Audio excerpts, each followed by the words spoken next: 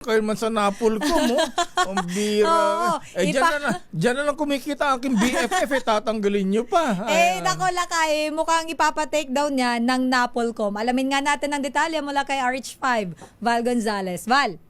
Susirel at Mayor, pinag-aaralan na ngayon ng National Police Commission o Napolcom ang posibilidad na ipatake down o ipasara ng tuluyan ang mga social media pages ng dating preso na si Norman Mangusin na nagpapakita. Grabe ka naman, uy! Kung makaano ka, huwag mo nang ganun yung aking BFF, dating preso, sobra ka naman.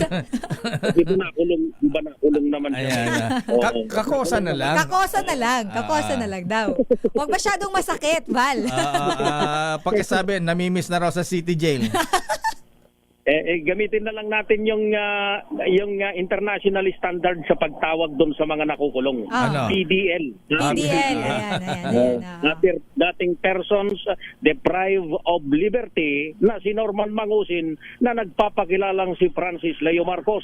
Ito'y kasunod ng pagsusuot ni Mangusin ng police uniform at gawing katatawanan at bastusin ang uniforme ng pambansang pulisya. Ayon kay Napolcom Commissioner Attorney Vicente Calinisan, seryosong komisyon sa paghahabol ng mga kaso laban kay Mangusin na tinawag niyang clout chaser o taong papansin. Sa katunayan, ani Calinisan, nagpadala na ng timang Napolcom sa mga korte sa Baguio, Caloocan, Pampanga, Maynila, Quezon City at Makati para tingnan ang status ng serye na mga kasong nakasampa laban kay Mangusin. Sa ngayon ay nakikipag-ugnayan na rin ang Napolcom sa pamunuan ng Meta at management ng iba pang social media companies para sa planong pagpapatake down sa mga account ni Mangusin. Una nang inatasan ni Commissioner Calinisan ng Napolcom Legal Affairs Service at Inspection Monitoring and Investigation Service para makipag-ugnayan sa PNP at ihanda na ang mga kasong paglabag sa Article 179 ng Revised Penal Code